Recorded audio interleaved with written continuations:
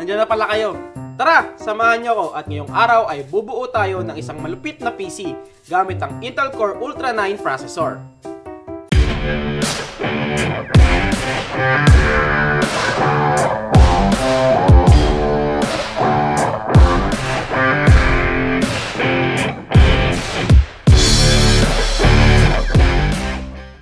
So unang-una sa lahat, ang laging tinatanong ng mga sales ang bibilhan nyo para sa inyo ba gagamitin? Pang school, work, content creation, o gaming. Pangalawa ay ang budget. Hindi ka naman pwedeng bumuo ng isang gaming PC na ang budget mo ay pang basic PC lang. At dahil gaming PC ang ating i-build ngayon, ang gagamitin natin ay ang Intel Core Ultra 9 processor. So bakit ito ang ating gagamitin? Unang-una sa lahat, performance. The Intel Core Ultra 9 processor is built on Intel's latest architecture, meaning mas mataas ang clock speed, mas efficient ang cores, at mas maganda ang multitasking. Kung gamer ka, expect smoother frame rates. Kung creator ka naman, video editing, 3D rendering, o kahit heavy multitasking, kayang-kaya without lag. Pero ito ang game changer, AI inside. The Core Ultra 9 comes with a dedicated NPU. Ito yung tumutulong para sa mas mabilis at efficient na AI workloads. For example, AI-based noise cancellation sa video calls, AI photo editing, at even future AI apps na magiging mas demanding. So basically, future ready ka na. Ang susunod na component natin ay ang motherboard. Ito ang base ng lahat ng components.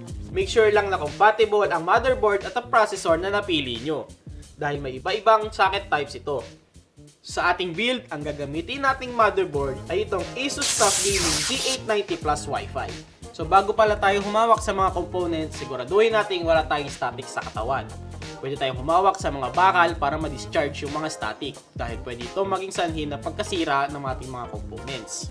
So sa pag-i-install ng processor, madali lang naman ito. Kailangan mo lang tapat yung triangle, yung arrow sa arrow ng board. So sa pagbukas, lift lang yung lever. Tapos dahan-dahan lang natin i-install yung processor para hindi mag-bend yung mga pins. Yan.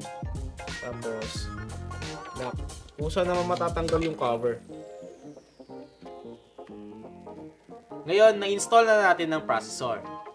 Sa side naman na ito, dito natin kinakabit ang susunod nating part, which is yung RAM. Ang RAM ang dahilan kung bakit smooth ang takbo ng mga apps, games, at multitasking. Kapag kulang, pwede itong bumagal o maghang ang PC. Ang gagamitin nating RAM ay itong Kingston Fury Renegade. So sa pag-i-install ng RAM, kailangan mo lang i-align yung notch o bungi ng RAM sa RAM slot. So kailangan mo lang i-open to, tapos insert natin, tapos press down hanggang sa may marinig tayong mag-click. The other one. Para sa dual channel, always install the RAM sticks sa alternating slots. Usually slot 2 and slot 4. Next natin ay ang storage. Dito natin ini-install yung operating system at dito na rin natin nilalagay yung mga data natin sa PC like na school files, work files, at dito na rin natin ini-install yung mga games na ating nilalaro. So sa ating build ngayon, ang gagamitin natin ay ang SSD para sa mas mabilis na read and write speed at mabilis na boot time. Ang gagamitin natin ay ang Kingston Fury Renegade PCIe 4.0 NVMe SSD. So sa pag-install ng SSD, kailangan mo lang hanapin kung nasaan yung SSD slot. Tapos insert natin ng may konting angle. Tapos then press down, tapos insert natin yung lock. 1TB na ang ginamit natin para di na tayo magdagdag ng additional storage. So after nito is yung casing. Ito yung housing ng lahat ng parts natin. Sa pagpili ng casing, make sure nakasya yung motherboard dahil may iba-iba itong form factor. At syempre, consider mo na rin yung lugar na paglalagyan mo. Mas maganda nang kumuha ng mas maliit na case pag maliit lang yung space sa bahay. Sa ating build, ang gagamitin nating case ay ang Asus GT302 ARGB. Sunod ay install natin yung motherboard sa loob ng casing. Tapos, tanggalin muna natin yung mga panels, side panels. Para madaling mag-install.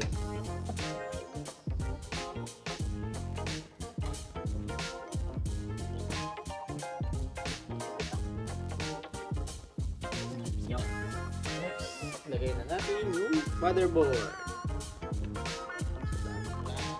Sira.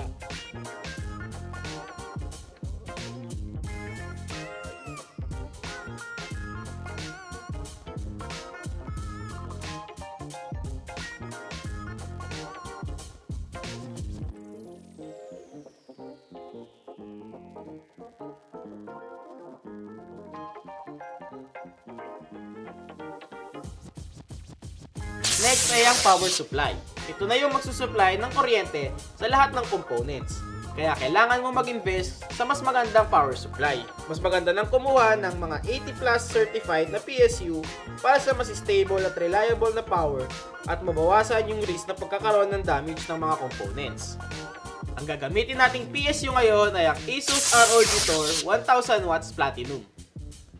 Pag-install ng power supply, so lagay lang natin yung power supply dito sa loob. So dapat yung fan nasa ilalim para yung init palabas.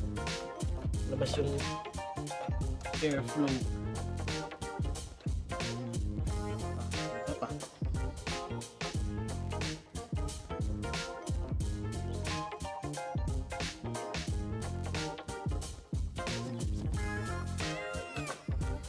Tapos insert natin yung mga necessary cables. So,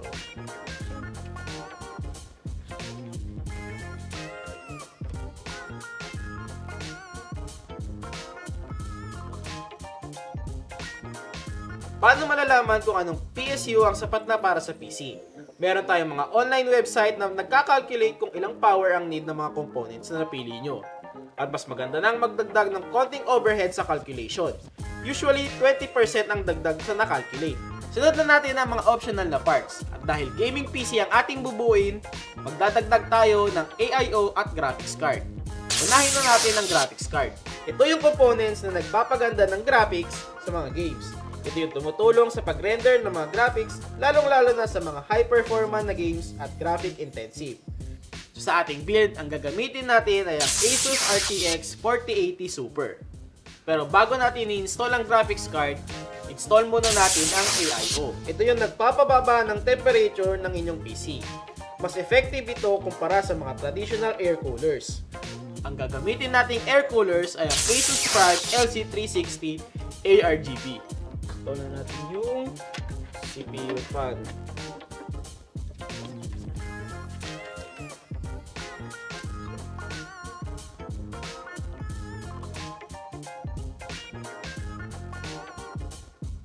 Install muna natin yung bracket sa likod.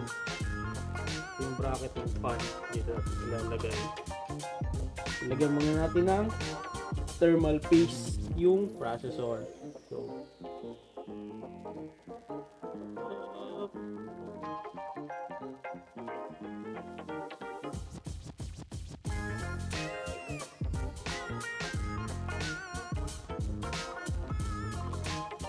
install natin yung video card. Tapat lang natin yung pin dun sa PCIe slot.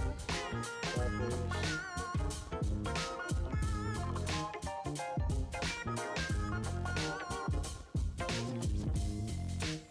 natin saksak yung power from the power supply.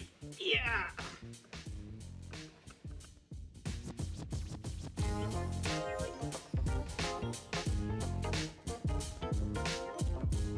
Next natin ngayon ay ang cable management.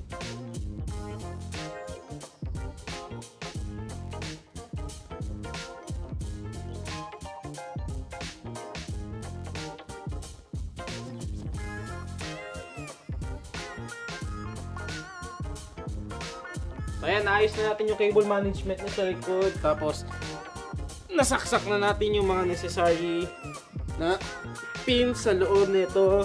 So, i-boot lang natin tapos install natin ng OS para magamit na natin.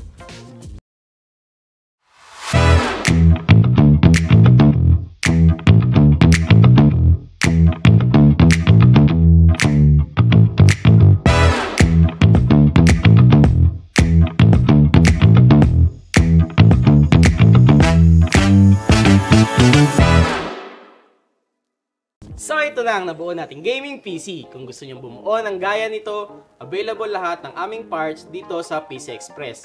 I-check nyo lang ang aming website na pcx.com.ph o pumunta lamang sa mga malalapit na PC Express branches sa inyo. Pwede nyo rin kaming i-message sa aming Viber o Facebook page. Bago tayo magpaalam, pinutin nyo na ang subscribe button at i-ring nyo ang notification bell icon para updated kayo sa mga susunod nating mga videos. Ako nga pala si Vincent at see you sa ating next video.